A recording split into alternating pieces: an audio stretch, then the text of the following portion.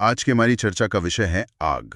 एक ऐसी चीज जिसे हम रोज देखते हैं पर शायद ही कभी समझते हैं। हम्म। मोमबत्ती की लौ से लेकर किचन के गैस स्टोव तक आग हमारी जिंदगी का हिस्सा है। लेकिन क्या हमने कभी सोचा है कि जलती हुई मोमबत्ती में सबसे गर्म हिस्सा कौन सा होता है? या आग बुझाने वाले सिलेंडर में ऐसा क्या होता है जो आग को पल भर में शांत कर देता है? बिल्कुल। आज हम इसी रोजमर्रा के चमत्कार के पीछे छिपे विज्ञान को समझने की कोशिश करेंगे। हमारे पास जो स्रोत है वो इन्हीं दिलचस्प सवालों के जवाबों का कह सकते हैं खजाना है। अच्छा। हमारा मकसद इन जवाबों को सिर्फ पढ़ना नहीं बल्कि उन्हें जोड़कर आग की पूरी कहानी को समझना है। तो चलिए इस कहानी की शुरुआत करते हैं। तो फिर सबसे पहले और सबसे क्या कहते हैं बुनियादी सवाल से शुरू करते हैं। आग को चाहिए क्या? मतलब किसी भी चीज को जलाने के लिए सबसे जरूरी क्या है? मुझे लगता है हम सबको स्कूल से इतना तो याद है कि ऑक्सीजन के बिना तो काम नहीं चल सकता। हाँ, ऑक्सीजन तो बेहद जरूरी है। इसे समझने का सबसे अच्छा तरीका है दहन त्रिभुज या कॉम्बस्टन ट्रायंगल की अवधारणा। दहन त्रिभुज। हाँ, सोचिए कि आग एक 3 पैरों वाले स्टूल पर टिकी है। पहला पैर है ईंधन, यानी वो चीज जो जलेगी, जैसे लकड़ी या पेट्रोल। बिल्कुल। दूसरा पैर है ऑक्सीजन, जो हवा में मौजूद है। और तीसरा और सबसे जरूरी पैर है गर्मी, एक खास तरह की गर्मी जिसे प्रज्वलन ताप या इग्निशन टेम्परेचर कहते हैं। अच्छा, प्रज्वलन ताप। हाँ, जब तक ये तीनों पैर मौजूद हैं, आग का स्टूल खड़ा रहेगा। अच्छा, ये मजेदार है। तो मतलब अगर आग बुझानी है तो बस इस स्टूल का कोई एक पैर तोड़ दो। हाँ, बस बिल्कुल सही। बिल्कुल सही। अगर आप ईंधन हटा दें तो आग भूखी मर जाएगी। अगर आप ऑक्सीजन की सप्लाई काट दें तो आग का दम घुट जाएगा। और अगर आप गर्मी कम कर दें तो आग ठंड से मर जाएगी। एग्जैक्टली। आग बुझाने का पूरा विज्ञान इसी एक सिद्धांत पर काम करता है। आपने एक शब्द का इस्तेमाल किया, प्रज्वलन ताप। ये सुनने में थोड़ा किताबी लगता है, इसे आसान भाषा में कैसे समझेंगे? इसे ऐसे सोचिए कि ये किसी भी चीज के गुस्से का लेवल है। गुस्से का लेवल? हाँ, मतलब वो कम से कम तापमान जिस पर पहुंचकर कोई चीज भड़क उठती है और कहती है बस अब मैं जलूंगी। अरे वाह। हर चीज का गुस्सा अलग अलग लेवल पर आता है। जैसे पेट्रोल का प्रज्वलन ताप बहुत कम होता है, जरा सी चिंगारी मिली नहीं कि वो भड़क उठता है। हाँ, इसीलिए उसे एक त्वरक या एक्सेलरेटर भी कहते हैं ना। हाँ, वो आग को तेजी से फैलाता है। बिल्कुल। और लकड़ी, उसे जलाने में तो काफी मेहनत लगती है। क्योंकि लकड़ी का गुस्सा देर से आता है। अच्छा। उसका प्रज्वलन ताप बहुत ज्यादा है। हाँ। आपको उसे लगातार गर्मी देनी पड़ती है, तब जाकर वो अपने जलने वाले तापमान तक पहुंचती है। तो यही फर्क है कि माचिस की एक तीली पेट्रोल में आग लगा सकती है पर लकड़ी के मोटे गट्ठे को नहीं। हाँ, उसके लिए आपको देर तक आग दिखानी पड़ती है। चलिए, ये तो समझ आ गया। अब उस हिस्से पर आते हैं जो सबसे ज्यादा आकर्षक है, ज्वाला यानी फ्लेम। यहाँ एक ऐसी बात है जो सुनने में बिल्कुल उल्टी लगती है।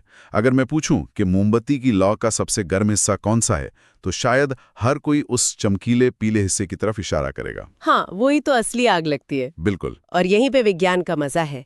हमारी आंखों को जो सबसे चमकदार और बड़ा दिखता है, जरूरी नहीं कि वो सबसे गर्म भी हो। तो फिर असल में सबसे ज्यादा तापमान उस हल्की सी लगभग अदृश्य नीली लौ में होता है जो बत्ती के ठीक पास चलती है। क्या बात कर रही हैं? हाँ, और सबसे ठंडा हिस्सा होता है बत्ती के चारों ओर का अंदरूनी काला हिस्सा। अरे वाह, ये तो मैंने कभी सोचा ही नहीं था। मैं तो हमेशा यही मानता था कि पीली लौ ही असली आग है, सबसे गर्म। ये तो पूरा नजरिया ही बदल गया। पर ऐसा क्यों है? नीला हिस्सा सबसे गर्म क्यों? इसका राज 2 शब्दों में छिपा है, पूर्ण दहन और अपूर्ण दहन। मतलब पूरी तरह जलना और अधूरा जलना। बिल्कुल। तो जो ज्वाला का सबसे बाहरी नीला हिस्सा है वो सीधे हवा के संपर्क में होता है। अच्छा। उसे जलने के लिए भरपूर ऑक्सीजन मिलती है। इस वजह से वहां ईंधन यानी मोम की भाप पूरी तरह से जल जाती है और ढेर सारी ऊर्जा पैदा करती है। इसी को हम पूर्ण दहन कहते हैं। सही। और वो पीला वाला हिस्सा? वो अपूर्ण दहन का इलाका है। ज्वाला के बीच में होने की वजह से वहां तक ऑक्सीजन ठीक से नहीं पहुंच पाती। ऑक्सीजन की कमी। हाँ, ऑक्सीजन की कमी के कारण ईंधन के कार्बन कण पूरी तरह जल नहीं पाते। वो बस गर्म होकर किसी बल्ब के फिलामेंट की तरह चमकने लगते हैं। तो हमें जो पीली रोशनी दिखती है वो असल में इन्हीं अधजले तपते हुए कार्बन कणों की चमक है। बिल्कुल।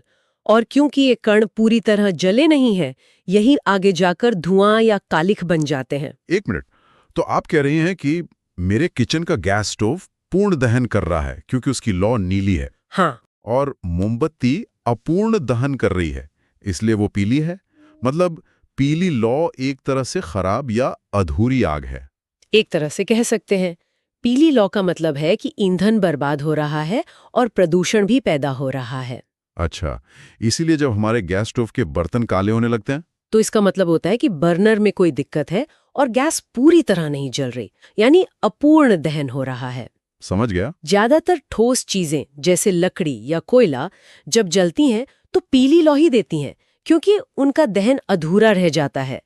जबकि गैस जैसे ईंधन आसानी से ऑक्सीजन के साथ मिल जाते हैं और नीली साफ सुथरी लौ के साथ जलते हैं।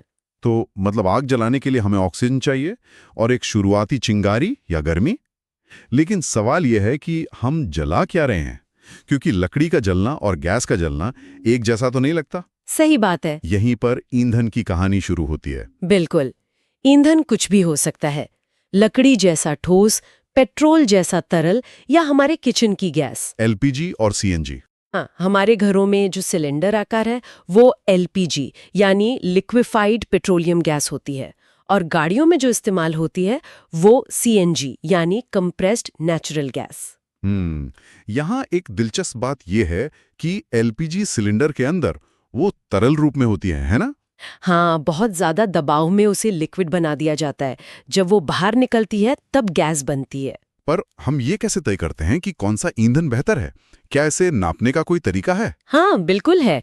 ईंधन की गुणवत्ता को उसके ऊष्मा मूल्य या कैलोरीफिक वैल्यू से मापा जाता है। ऊष्मा मूल्य? ये बस एक फैंसी तरीका है ये कहने का कि 1 किलो ईंधन को पूरी तरह जलाने पर हमें कितनी गर्मी या ऊर्जा मिलेगी। अच्छा, तो जिसका ऊष्मा मूल्य जितना ज्यादा वो ईंधन उतना ही शक्तिशाली? बिल्कुल, इसे हम जूल प्रति किलोग्राम यानी जूल पर केजी में नापते हैं। तो मतलब जिसका ऊष्मा मूल्य ज्यादा वो बेहतर ईंधन है? ऊर्जा के मामले में तो हाँ, लेकिन एक और पहलू है प्रदूषण। रहते हैं। और दोनों में जमीन आसमान का फर्क है। जब ईंधन पूरी तरह जलता है, मतलब पूर्ण दहन होता है, तो कार्बन डाइऑक्साइड CO2 बनती है। ठीक है। लेकिन जब ऑक्सीजन की कमी से दहन अधूरा रह जाता है तो बनती है कार्बन मोनोऑक्साइड CO। ये वही खतरनाक गैस है जिसके बारे में चेतावनी दी जाती है कि बंद कमरे में अंगीठी जलाकर ना सोएं। हाँ, बिल्कुल, क्योंकि ये चुपचाप हमारे खून में ऑक्सीजन की जगह ले लेती है और जानलेवा हो सकती है। बहुत खतरनाक है। तो एक तरफ अपूर्ण दहन से ये जहर CO बनता है और दूसरी तरफ पूर्ण दहन से निकलने वाली CO2 जो ग्लोबल वार्मिंग की जड़ है। मतलब हम एक तरफ कुआं और दूसरी तरफ खाई वाली स्थिति में हैं। बिल्कुल, ये एक बहुत बड़ा विरोधाभास है जिस पर हम अंत में लौटेंगे। ठीक है, तो अब तक हमने आग के त्रिभुज को समझा, ज्वाला के रंगों के पीछे का राज जाना और अच्छे बुरे ईंधन की कहानी भी समझी। अब इन सबको जोड़कर व्यावहारिक बात करते हैं। हाँ, इस सारे विज्ञान का इस्तेमाल हम आग बुझाने के लिए कैसे करते हैं? हम वापस उसी दहन त्रिभुज वाले 3 पैरों के स्टूल पर आते हैं। अच्छा। जैसा आपने कहा था, आग बुझाने के लिए बस एक पैर तोड़ना है। जो लाल रंग के फायर एक्सटिंग्विशर हम देखते हैं वे यही काम करते हैं। ज्यादातर मामलों में वे ऑक्सीजन वाला पैर तोड़ते हैं। वो कैसे? उनके अंदर ऐसा क्या होता है? उनके अंदर भारी दबाव में कार्बन डाइऑक्साइड यानी CO2 गैस भरी होती है। अच्छा, CO2। हाँ, CO2 हवा से भारी होती है और खुद जलती नहीं, न ही जलने में मदद करती है।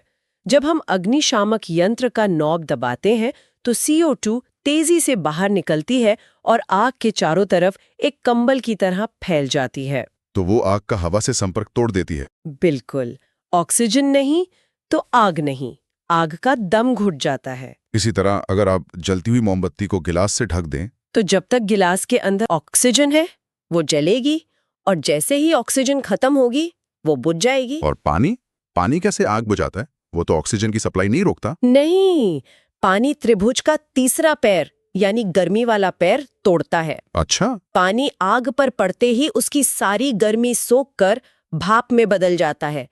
इससे जलने वाली चीज का तापमान उसके प्रज्वलन ताप से नीचे चला जाता है। गुस्सा ठंडा तो आग भी ठंडी। हाँ, साथ ही पानी एक अदहनशील पदार्थ है।